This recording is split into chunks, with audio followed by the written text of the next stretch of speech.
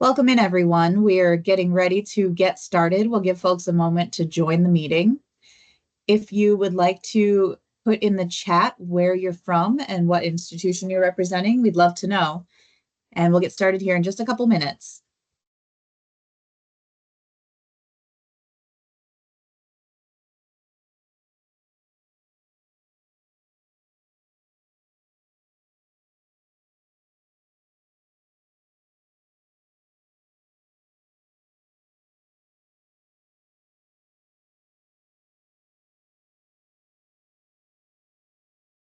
Yeah. Good to see you, Deidre. It's early for you. All right, at Whitworth. Excellent.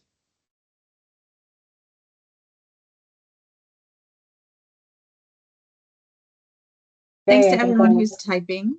If you have any issues where you can't hear or can't see, and I'll type this in the chat as well, you can exit the meeting and come back in. You should see our presentation and our presenters on your screen.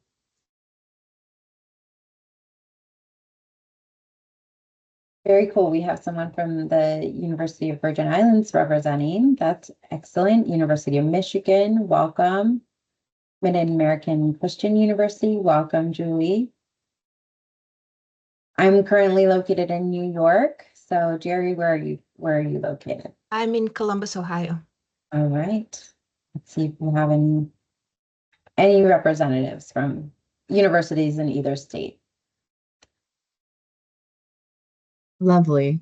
Okay, it seems like everybody is filtering in quite nicely, so we will go ahead and get started. My name's Tiffany. I'm your moderator today. I'll be monitoring the chat and the Q&A to get back to you on anything that comes up in there, and also just trying to facilitate from the back end of things to make sure everything goes smoothly. Today's webinar is called Engaging Faculty, Elevating Courses, Buy-in and Evaluation Strategies That Work. Today, we're going to go through a quick welcome and introductions and talk about who Six Red Marbles is, why we're here and to talk to you today, why faculty collaboration matters, some general information from our perspective on faculty engagement, some smarter evaluation strategies, examples of how Six Red Marbles can support your team, and then we'll have a Q&A live in the chat, and we'll open it up for any questions that come out of the event. Our presenters today are Jerry and Lauren. I'm going to go ahead and pass this off to Lauren to introduce herself first, and then we'll get right into it. So thank you for coming, everyone. All right. Hi, everyone. I'm Lauren Davis. I'm the AVP of Higher Education Partnerships here at Six Red Marbles. If you have just joined us, that's great. We're so glad you're here.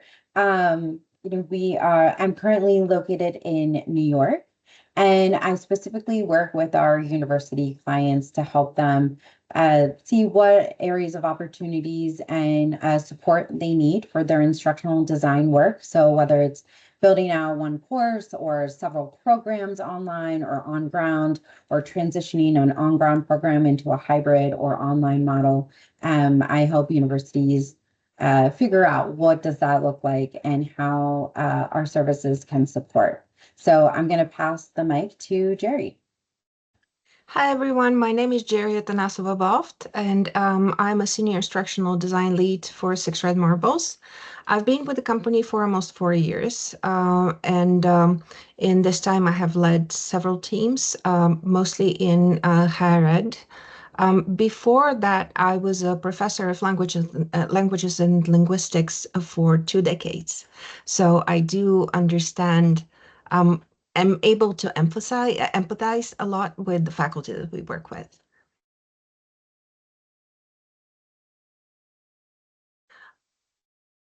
So let's talk a little bit about, so let's talk a little bit about Six Red Marbles, whether you're here for the first time or you're, here for the third webinar.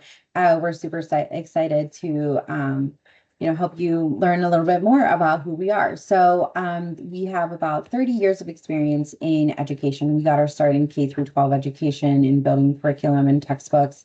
And then we have moved into the higher ed space. So that's another area where that's why we're speaking to everyone here. So we've been working with higher ed institutions for about 10 years, and we work with a variety of institutions all across the US.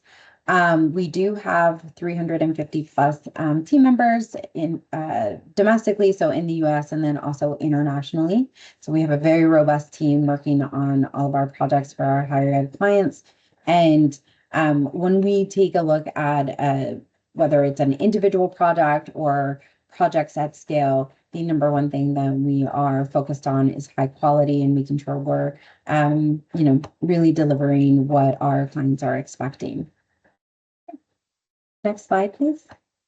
Okay. So there's going to be a variety of things within a project that we will work on. So whether it's consulting, strategizing, or developing content, we want to make sure that we're in constant collaboration and communication with our university clients.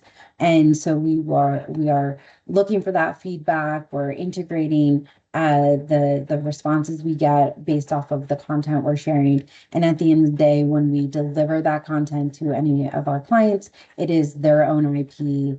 They own it. We do not own any of the intellectual property. So, which is actually really helpful because that actually helps faculty buy into the process, knowing that, what they're creating, they're able to have within full rights of utilizing, whether it's one-time use or for the university use as a whole.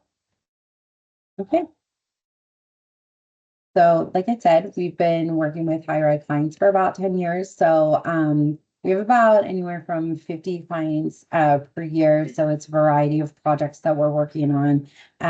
We've worked over 100 programs. So those programs can be anywhere from a teaching certification program to social work to public health to cybersecurity. So there's a variety of programs that and academic disciplines that we have experience in. And we have created well over 1,000 courses across many of the different university logos that you see represented here. This is not all of our university clients. This is just a snippet of the clients that we work with, just to show, again, the variety of clients that we work with, whether they're small liberal arts colleges to large research and tier 1 institutions. So, okay. Great. So let's talk a little bit about this webinar and why we're here. So we really believe that in order to have a strong, high quality course and program as a whole, whether it's on ground or online, we really need to have faculty that are engaged and they're focused on the same outcomes as the leadership team, and also that they're in alignment with what the goals are for that program, whether it's attracting a specific type of student, maybe expanding the education within or the programming in a specific academic discipline. The goal, and it's super important to get faculty bought in and engaged in the process.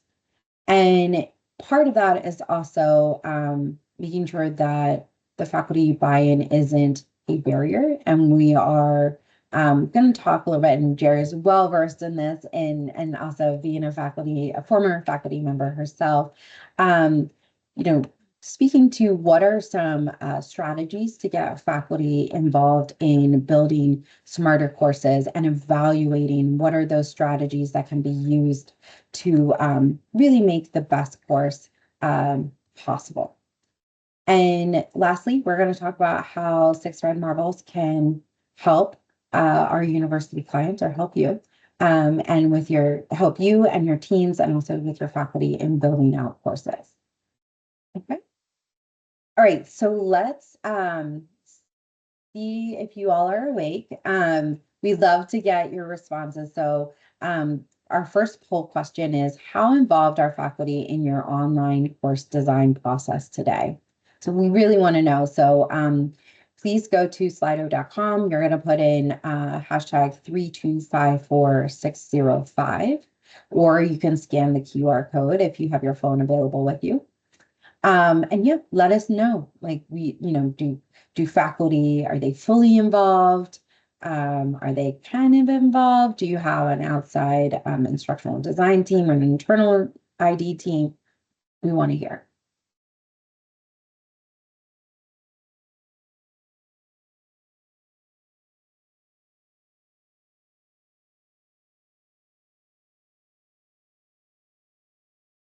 The responses really helps us kind of understand what are the different structures that different universities have when it comes to supporting faculty in the course building process. And that also helps inform too of, the things we'll highlight in this presentation. All right, so we're getting some pretty good responses here. Okay. So it looks like it's a tie between it's a shared partnership with IDs. That's how faculty are involved in the course building process, as well as it varies by college and program, which is understandable. Okay. All right. So I'm going to hand it off to Jerry. Thank you, Lauren. So we saw that there are different ways that different institutions handle course design and how much they involve their faculty in the course design and how much they support them. Why is it important to involve faculty in the course design process? Because they're really the heart of the course design process. They bring not only the content knowledge that you need to design a good course, but also the approach to presenting the information, knowledge about the students, knowledge about the institution, knowledge about the field, which are not something that instructional designers or institutions can know by themselves. When the instructors are engaged, the result is much clearer course design, very a good structure for the course, and an excellent student experience. Why is it? Oh, Tiffany, could we move to the next slide, please? What is stopping faculty from saying yes? It is usually fear, and it is usually fear of the unknown that can be brought about by lack of transparency on the part of the institution. The biggest fear that faculty have, and I have had it as a faculty member myself who developed asynchronous online courses, is that we are building our own replacement. We are building courses that will eventually replace us. We will no longer be needed at this institution. And that is a very valid fear. But what faculty really fear in that situation is not so much being pushed out, but really not knowing whether they will be pushed out. So it is really important for the institution to be completely transparent with the faculty. Are they developing a course that they will teach in perpetuity and that they can really view as their own baby, something that they will live with for many, many years to come? Or are they building a course that they will hand off to someone else to teach? It is important for faculty to know this. It is important for the instructional designers to know this because we have different approaches to course design depending on what the ultimate goal is. So transparency is really, really important. Now, what helps faculty say yes, even if they are still fearful of the situation? It is really giving them a choice to participate. If they do not feel that they're forced into the situation, they are much more cooperative. They really become collaborators in the course design process, which is what we want to see, which will really result in the best possible courses. Transparency not only about the goals of the process, but also about the process itself and the expectations. What does a good course look like? what is expected from the faculty to contribute to the course build. How many reviews will there be? Who will be reviewing the courses and who will be approving them? Will faculty be paid for that, for participating in this process? All of these are really, really important information to share with faculty from the start so that they know exactly where they stand. And it is also important for faculty to feel valued throughout this process. They are the experts. They are the soul of the course. So valuing this takes the form of respecting their time, not creating additional work for them, really keeping that to a minimum, and also respecting their expertise, allowing them to lead the course development process, allowing to lead the content development process to the extent possible. Next slide, please. So what is, at your institution, the biggest challenge that you face when you ask faculty to participate in the course development process?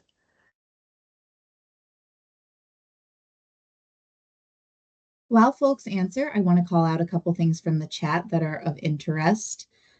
We had a response to the first survey that says, I provide support in the form of tutorials on specific tools within the LMS and other educational tools. I do not create templates, help with creation of course content. However, the future plan is for my office to be more involved in specifically online hybrid course design. And then we've had a couple of comments on the content so far that I wanted to share as well. The first one is, sometimes it's difficult to know who will be teaching certain courses in the future. We rely a lot on adjuncts, and usually adjuncts have something to prove, quote unquote, or are worried about their IP, which of course is a valid concern. And then one more, our philosophy is that online learning does not work without teaching presence, another very valid, good point. So if either of you would like to comment on either of those as we talk about this survey, please go for it. Yeah, I can speak to using adjuncts and faculty, adjuncts being worried about their IP. So it's a really great point. So thank you so much. I think it was Colleen who had provided that insight. So in the projects and the universities that I've worked with, what's really helpful is for the leadership team or the academic department to have a very clearly identified IP policy.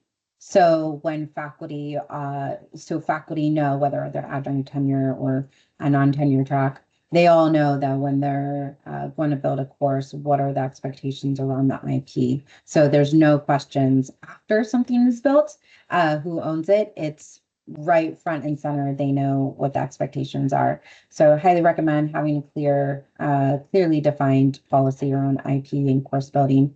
And then, yeah, using adjuncts, I think some of that is obviously it's super wonderful to have adjuncts, those that are in the field that can provide that expertise. I think it's also around, making sure that they feel comfortable and they feel like the onboarding process for them, they feel like they are a part of, and they're building and contributing directly to not only the learning experience for that university, but then also to the academic portfolio of that university. So I'll stop there. I can talk more about it, but Jerry, I think there was probably the other comment is something that you may want to chat about. I think we can actually probably move on to the survey because we already have a lot of responses. Excellent. Yeah. So I see that getting consistent participation and aligning with design standards and building initial buy-in are big challenges for people, but the biggest one is managing timelines and expectations. And this has been my experience as well, both as a faculty member and after that as an instructional designer.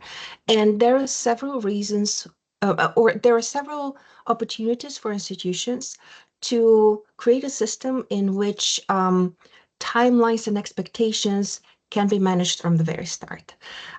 Tiffany, could we move on to the next slide, please?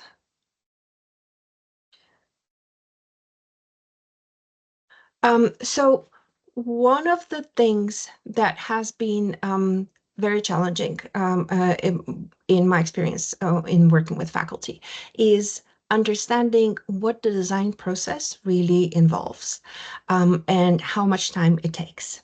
And this is a challenge not just to faculty members, but also to institutions themselves. Last year, I read an article in Inside Higher Ed, which was an opinion piece by a philosophy professor who was very disappointed by the online course design process, and who was convinced, as a result of it, that there is really no future in building online courses because students do not learn anything through them, and it is a really difficult experience for the faculty members. And I was really surprised to read an opinion like this in the year 2024. 4 years after our lockdown teaching.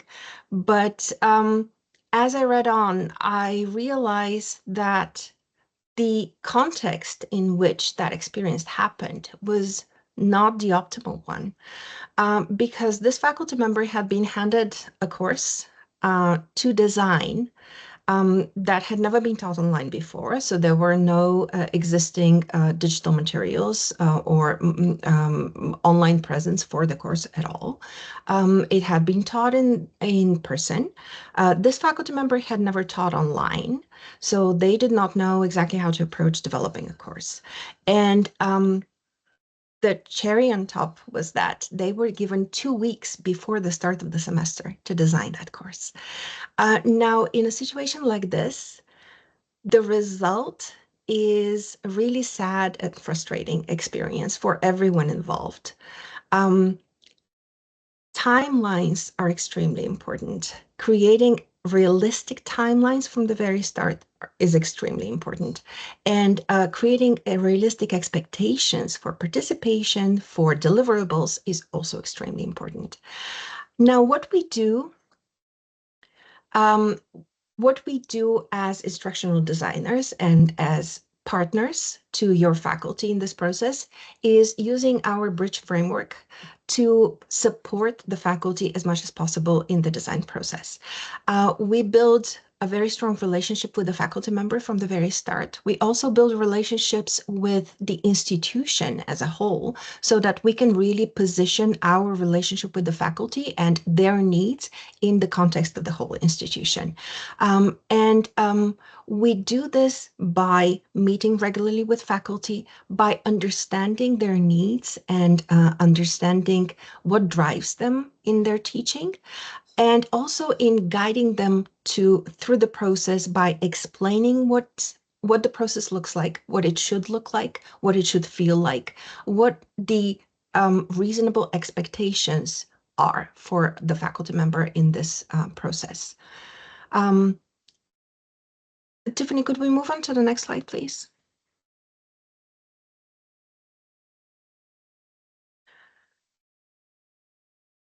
We are able to partner with faculty in several different ways that differ in how involved we are in the process. Many of you mentioned in the first survey that you already have in-house IDs who are helping with developing courses. And this is the situation with many of our clients. So in situations where the faculty already receive a lot of institutional support in the form of instructional designers who are working with them on the ground. They have library support.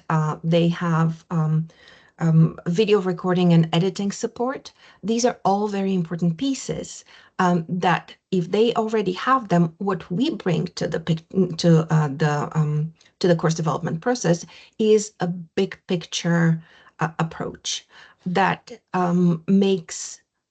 we make sure that the courses that faculty are developing are consistent and create a consistent experience for the students, which is very, very important. And that they're also tailored to your institutional culture. There are different models of institutional culture that have an effect on the way course design is approached. And they can vary between faculty are really the stars of their courses. Students take those courses because of the faculty more than because of the content. And there are courses, there are institutions where the content is the king. The content is the most important thing. In programs, for example, that lead to licensure or certifications of different kinds. So the different approaches that we can customize according to your needs and your institutional culture and the specific programs that you need developed can vary between very light touch from us to really full-on hands-on experience in which we provide and help create everything from templates for PowerPoint slides to the whole look and feel of your LMS. For example, whether Canvas, Moodle, or Brightspace. Tiffany, could we move on to the next slide, please? Thank you. So what does a typical collaboration timeline look like with a faculty member? What we do in order to set realistic expectations and timelines is we always have a kickoff meeting. So we start with meeting with the faculty member and getting to know them as much as possible. We want to know everything about them. We want to know why they teach, what they teach, how they teach, who they teach. And this also all happens in the very first week of our acquaintance with them. We create a realistic timeline that takes into consideration their workload, how quickly the course is needed, and we balance these things in order to come up with something that will work for them, that will not make them feel completely overwhelmed, which is something that frequently happens with course development, and something that is reasonably benchmarked so that faculty know that when they know when they have reached a milestone, they know what the milestones along the way are. And we outline both the timeline and the expectations for all of the milestones or deliverables along the way from the very start, so that we have a roadmap for the experience, and faculty do not need to find themselves guessing about what comes next and what is really expected of them.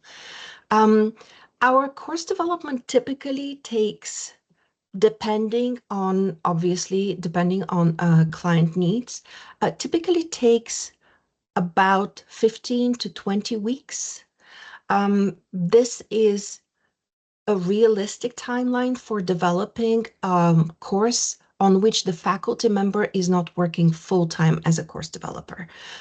If obviously this is the only thing that the faculty member is doing, then work can happen much more quickly. But this is rarely the case. This is usually something that they do on top of everything else that they do as faculty members. So in addition to a realistic timeline, we also set up review cycles and review checkpoints along the way. Not too many. We like to keep them between 2 and 3 checkpoints, really, so that we do not overwhelm the faculty and we do not extend the timeline too much. But we do need to have checkpoints where external reviews can happen. For example, the departmental administration can review the course, or the institutional administration can review the course and make sure that it is moving on track. And finally, we have a complete review of everything that has been done at the end of the process before final approval and sign off. In that review, we typically do not have any surprises, simply because there have been review cycles along the way and clear expectations from the very start. Tiffany, could we move on to the next slide? Oh, okay. Yes, so it would be interesting to know whether you have an evaluation process that you follow at your institutions.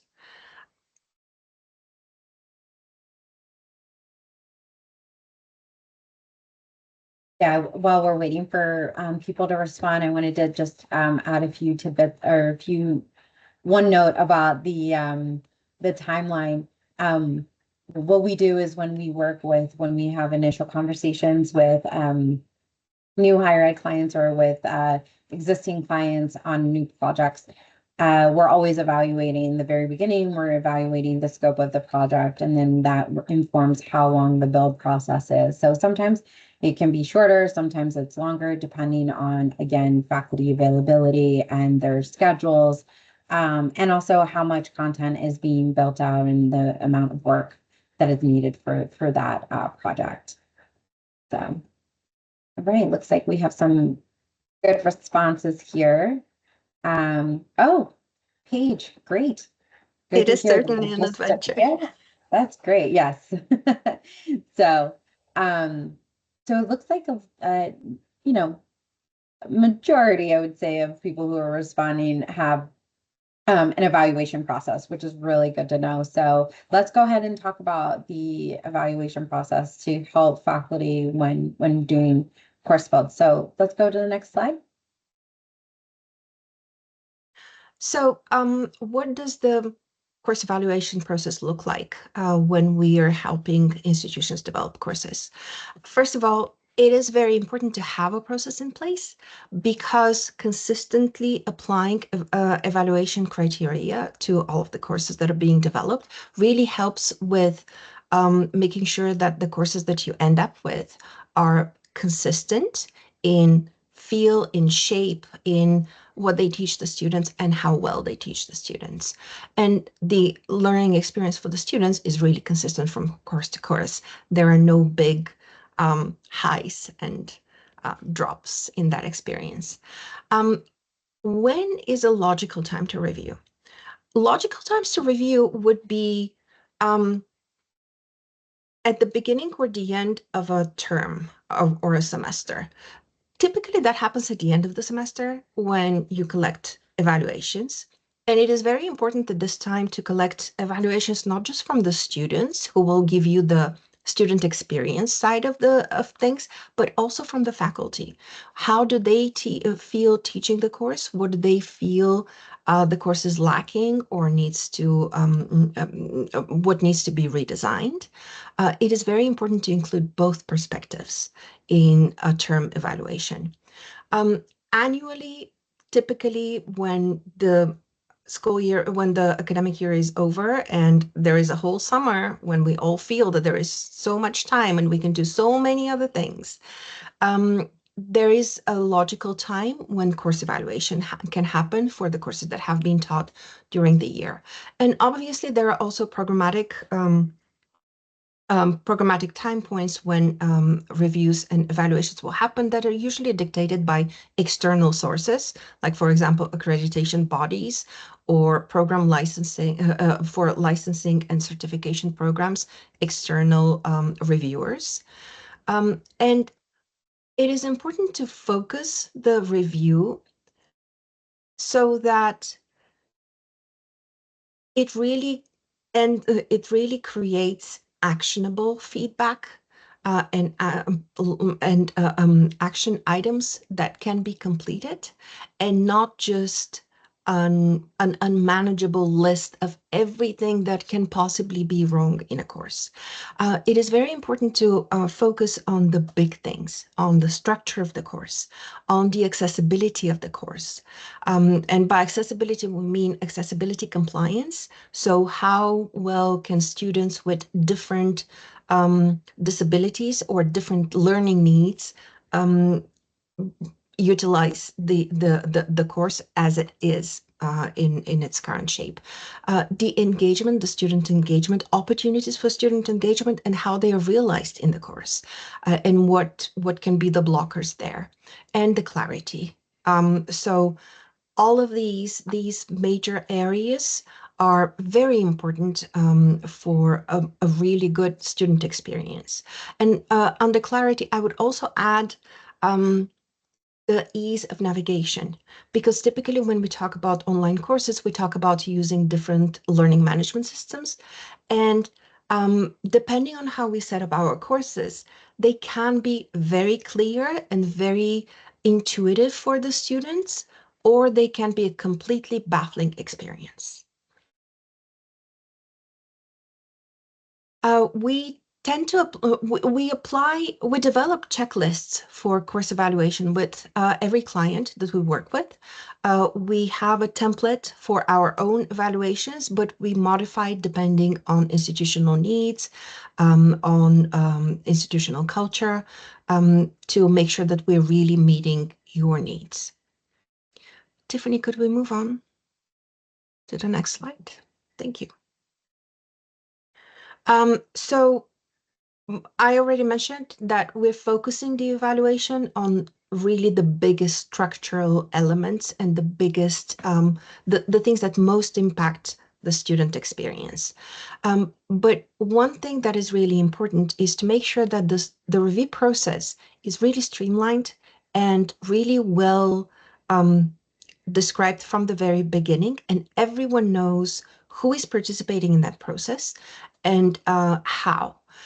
So there can be review processes which are not very well structured, in which courses are being reviewed by the instructional designer, by the faculty member, and then by many different people outside of the instructional designer faculty pair. That can be departmental administration, other instructors, people from other departments. And the feedback that can be received in that case can be inconsistent, and it can be confusing because people with different goals and needs for that review process will not necessarily provide a very systematic overview and a very systematic review of the course. So it is very important to limit who is involved in the process, who will be providing the review, how many voices will be heard in that review. It is important to have one, to receive reviews that are systematized, that are synthesized into one review, rather than receiving several different ones that then the instructional designer and the faculty member need to align. Tiffany, could we move on to the next slide, please? Thank you. So a couple of examples of how we have worked with different institutions to meet their specific needs in designing programs. With Landmark College, the focus of the work with of the project with them was on creating blended learning experiences for learners with diverse needs. So the focus was really on accessibility. Now, in many of our clients are really accessibility minded. Nowadays, building accessible courses is at the forefront of really everyone who works in online education. It used to be somewhat of an afterthought. We retrofitted courses to be accessible, but nowadays the start of the design is really making sure that the courses are accessible. So what we did was we started with Universal Design for Learning and with the Web Content Accessibility Guidelines, and worked with the institution to prioritize depending based on the on the needs of their student body, and really using all of the capabilities of Canvas as a learning management system, and incorporating additional tools, standardizing navigation, basically making sure that the experience is consistent and fully accessible to a wide variety of diverse needs.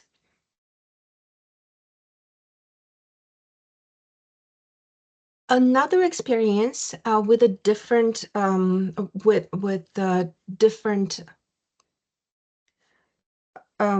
client was a client who needed to expand their graduate professional program, and create a fully online version of it that would basically be accessible to people from all over the world.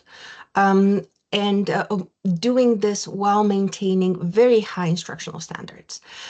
For this client, this was an institution at which the faculty were were really world experts in their fields. So they were the stars of their courses. And it was very important to preserve their voice in their courses, in the courses that we're building. So what we did with this client was provide a really significant amount of scaffolding, of support for the faculty, of training for the faculty, both the faculty and the administration, in fact. A lot of resources that allowed faculty to simply review and reference. We built custom templates for everything in the courses. PowerPoint slides, the course design in Canvas was templated, and what creating templates does is creates consistency and predictability in the courses, so that students who are in an asynchronous online program do not really need to ask anyone where to find things in a course. The experience is intuitive enough, and because the courses are similar, they look similar, they feel similar, and they are similarly organized, the students do not need to guess where things are. They know exactly where they are. And we have had a really successful partnership with this client. Many of the faculty, when we started working with them, were not very convinced in the value of online education. Many of them were skeptics, as their own administration called them cynics. But by the end of the course development process, many of them were really, all of the faculty that we work with were really convinced that this is something that can be done, that we can produce really good courses for online asynchronous, in an online asynchronous format, as long as they fully participate in this process. So this has been a really successful collaboration. So I think we're going to skip to the Q&A slide because we want to get to your questions. And then also, I want everyone to know that we created a faculty buy-in guide. So it's a really great resource that we'll share with everyone after the webinar. But it is a guide that will speak to engaging instructors and faculty in evaluating courses effectively. So I know that was some of the concerns that were brought up, is like, how do we get faculty to look at courses and evaluate them, and I wouldn't, I dare say, enjoy the process, but at least be participatory in the process. So, so anyway, the guide is really great. We'll send that out, but we would love to get to your questions. So we did have a couple questions submitted before the event. Excellent. The first one is, we get great faculty participation when it comes to PhD recruitment and school-wide events. However, getting the same enthusiasm for master's students is a challenge. What are ways we can collaborate with faculty to engage with our MS students? They contribute greatly to the school, so it requires a lot of buy-in from all stakeholders.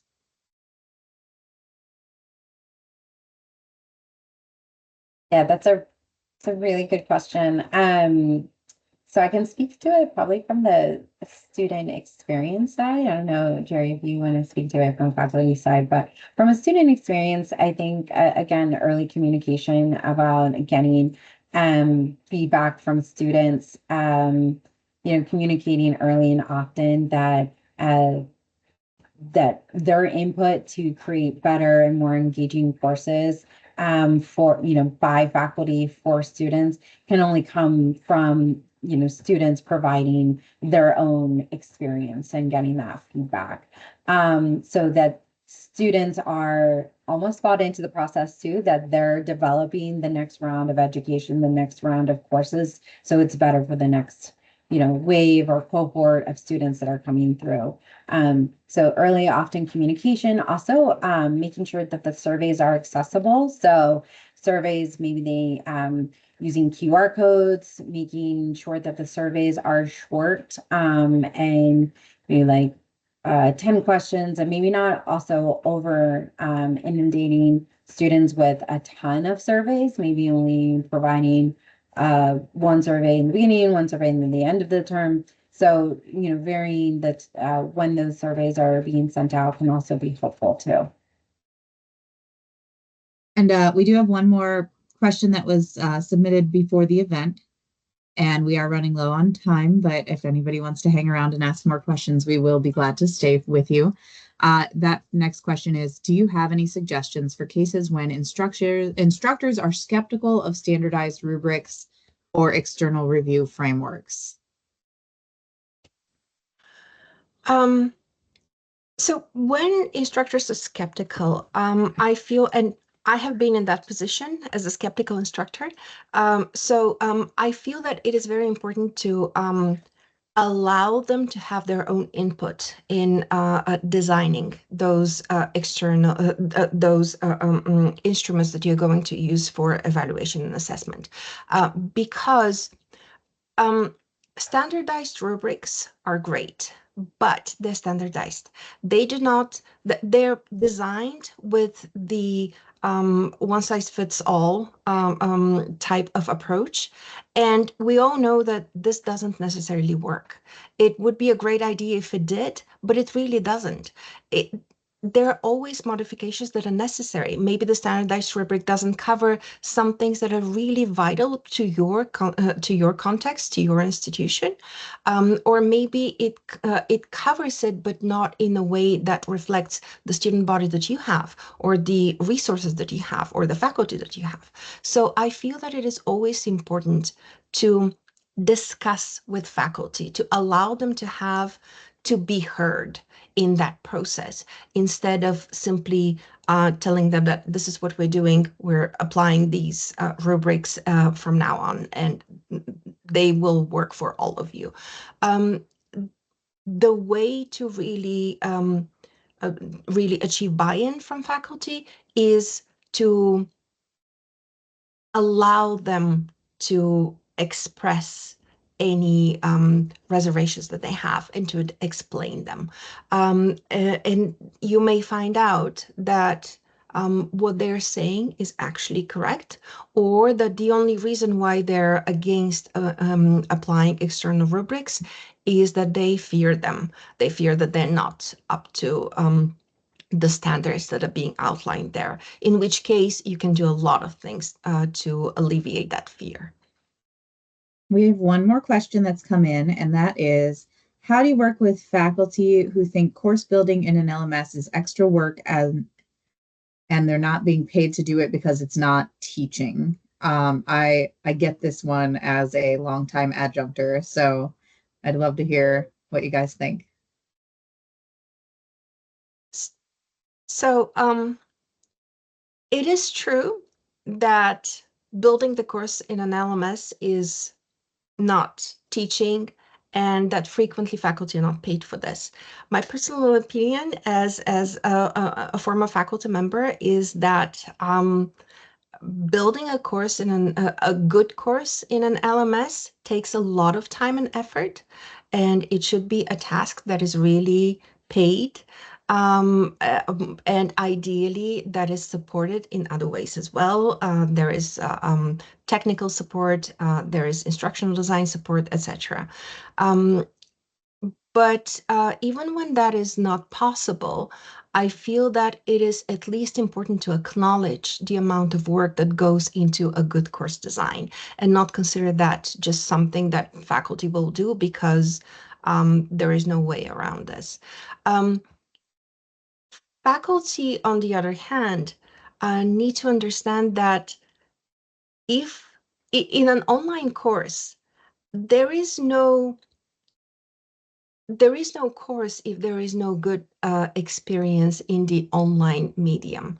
So they really, building the course online is really what is making the course accessible to their students, what is really bringing the course to their students.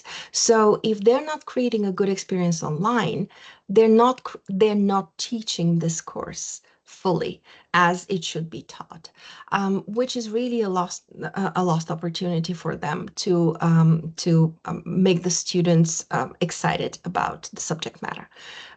So this would be my take. But Lauren, do you have other suggestions? Yeah, so I just dropped it in the chat because I know we're a little over on time, but some institutions I've worked with, they provide teaching relief opportunities if a instructor or faculty member is going to build a course.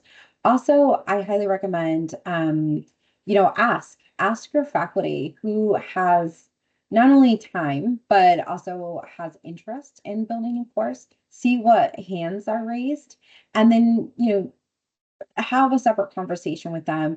And then in a way, you kind of rack up what, a few faculty members that are excited to try something new, to build something.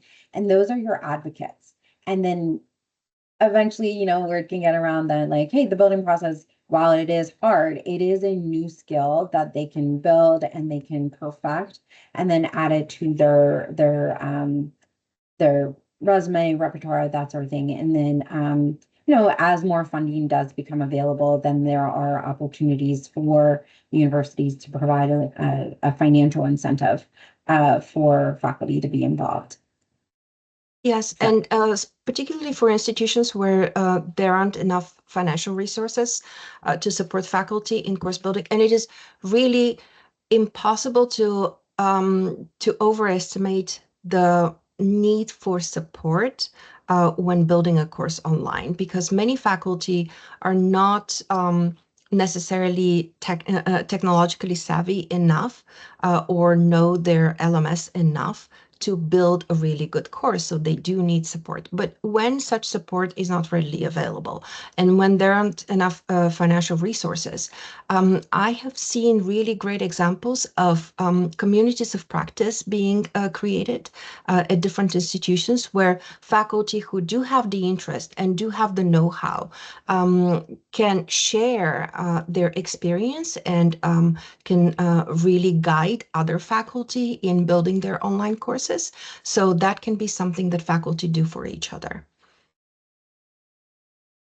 Well, thank you so much, everyone, for joining. We really appreciate all of the engagement, participation, and questions you've provided us. We had a really good time. I wish we could probably talk about this for another hour or two, but we will certainly be sending a follow-up email right after this webinar with the faculty guide that I had mentioned. If you have any additional questions or need more information from us, please feel free to email us directly at highered@sixredmarbles.com. Also, you can connect with us on LinkedIn. And thank you so much and have a great day. Thanks, everyone. Thanks, everyone. Thank you, everyone.